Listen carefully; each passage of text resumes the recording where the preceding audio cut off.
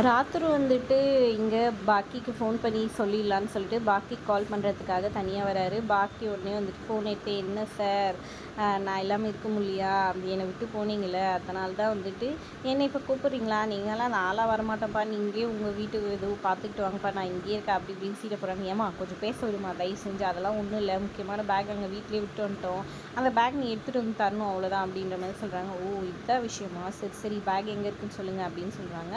அப்புறமா இந்த ரூமில் இருக்குது அப்படின்னு சொல்லிட்டு சொன்ன உடனே சரின்ட்டு போயிட்டு பாக்கி அதை எடுக்கிறதுக்காக போகிறாங்க. பாவம் இந்த வீட்டில் எவ்வளோ இதுவாக ஒரே ஆளாக பார்த்துருந்துருக்காங்க. அதான் எல்லாருமே அவங்க மேலே அவ்வளோ பாசமாக இருந்துருக்காங்க. உண்மையிலேயே கிரேட்டு.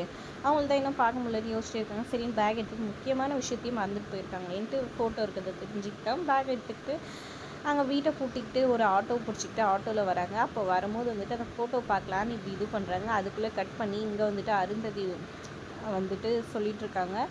ஐயோ கண்டிப்பாக மாட்டிக்குவோம், பாக்கிக்கு வந்துட்டு நான் அவன்கிட்ட பேசுனதெல்லாம் தெரியல, இப்போ என் ஃபோட்டோ எடுத்துகிட்டு வரும்போது பார்த்துட்டானா, இவ்வளோ நாளாக ஆன்மா கிட்ட தான் பேசியிருந்தோன்னு நினச்சி அவள் பயப்பட ஆரம்பிச்சிடுவாள், இதுக்கப்புறம் என்னை பார்த்தா கூட பேச மாட்டா அப்படின்ற மாதிரி குப்தா கிட்ட சொல்லியிருக்காங்க. ஆமாம் என்ன பண்ண முடியும், என்ன நடக்கணும்னு இருக்கோ அதுதான் நடக்கும், நீ விடு அப்படின்னு சொல்லிட்டு இருக்காங்க.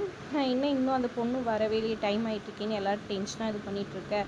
ஒரு பக்கம் மனோகரியை திட்டிகிட்டு இருக்காங்க அமரேந்தரோட அம்மா. அப்போ கரெக்டாக பாக்கி வந்துடுறாங்க. அப்புறம் ஃபோட்டோவை கொண்டு வந்து கொடுக்குறாங்க. அந்த நேரம் பார்த்து திரும்பி நின்று ஃபோன் பேசிகிட்டு இருக்கிறாரு நம்மளோட அமரேந்தர். அதனால் 2 பேருமே ஒருத்தர் பார்க்கல. டக்குன்னு ஒரு மாதிரி சோகமாயிட்டு நம்மளோட இவங்க வந்துட்டு ஓரமாக இப்படி நடந்து போயிட்டுருக்காங்க பாக்கி. அப்போ கரெக்டாக அருந்ததியை பார்க்குறாங்க. ஹாய்ன்னு காமிச்சோன்னா ஹாய்ன்னு சொல்லிட்டு அவங்களும் கம்முன்னு போகிறாங்க. என்ன இவ ஒரு மாதிரி போகிறா, ஒரு வேளை நம்மளை பார்த்துட்டுனால தான் இப்படி போகிறாளோ அப்படின்னு யோசிச்சுட்டு இருக்காங்க. அருந்ததி, நீ போய் அவளை சமாதானப்படுத்து, உன்னை பார்த்ததை யார்கிட்டையும் சொல்ல வேணாம்னு சொல்ல, அப்புறம் எல்லாரும் வருத்தப்படுவாங்க. குப்தா சொல்ல உடனே அருந்ததி பேசுகிறதுக்காக போகிறாங்க. என்னாச்சு என் ஒரு மாதிரி இருக்கா அது வந்து அப்படின்னு சொல்ல வராங்க. ஒன்றும் இல்லை, இது என்ன நம்ம சொல்கிறதுக்கு எதுவுமே சொல்லாமல் வேறு மாதிரி சொல்லிட்டு இருக்காளேன்னு யோசிக்கிறாங்க. அருந்ததி என்ன ஆச்சுன்னு சொல்லி கேட்க, ஃபோட்டோ பார்த்தியா, இல்லை பார்க்கல, அதுக்குள்ளே எங்கள் சித்தி கால் பண்ணாங்க, எங்கள் அப்பா வந்துட்டு உடம்பு சரியில்லைன்னு சொல்லிட்டு அவங்க எங்கள் அப்பாவுக்கு எதுனா ஆனாலும் என்னை கேட்காதுன்ற மாதிரி சொன்னாங்க, அதனால் எங்கள் அப்பாவோட ட்ரீட்மெண்ட் சீக்கிரமாக ஆரம்பிக்கணும், அதுக்கு சைன் வாங்கணும் அப்படின்ற மாதிரி யோசிச்சுட்ருக்குறாங்க. ஓ அப்பாடா நம்ம ஃபோட்டோவை பார்க்கல, அதனால தான் வந்துட்டு இவ இது பண்ணுறா, ஒன்றும் இது பண்ணல அப்படின்ற மாதிரி நினச்சிக்கிறாங்க. இங்கே ஃபோட்டோ வந்தோடனே அப்புறமா அமரேந்தரை கூப்பிட்டு சடங்கு எல்லாம் பண்ணுறாங்க.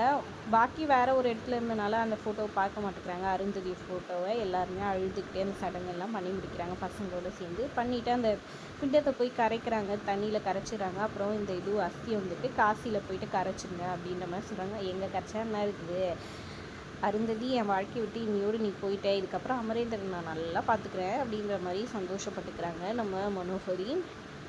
அப்புறம் இதெல்லாம் முடிஞ்ச உடனே கரெக்டாக ராத்தூர் வராரு. வந்துட்டு பாக்கியை வந்துட்டு கூப்பிட்றாங்க. ஏமா நீ வந்து ஃபோட்டோ எல்லாம் எடுத்துன்னு வந்து கொடுத்துருக்க, சாரி போட்டுக்கிட்டே ஒரு நல்ல இம்ப்ரெஷன் இருக்கும், இப்போவே பேசிடலாம் வா சைன் வாங்கிறதுக்கு அப்படின்ற மாதிரி கூப்பிட்றாங்க. கரெக்டாக பாக்கியும் போகிறாங்க. அமரேந்தரும் பாக்கியும் ஒருத்தர் பார்த்துப்பாங்களா என்ன ஏதுன்றதை பொறுத்து இருந்து பார்க்கலாம். வீடியோ பிடிச்சிருந்தா லைக் பண்ணிக்கோங்க.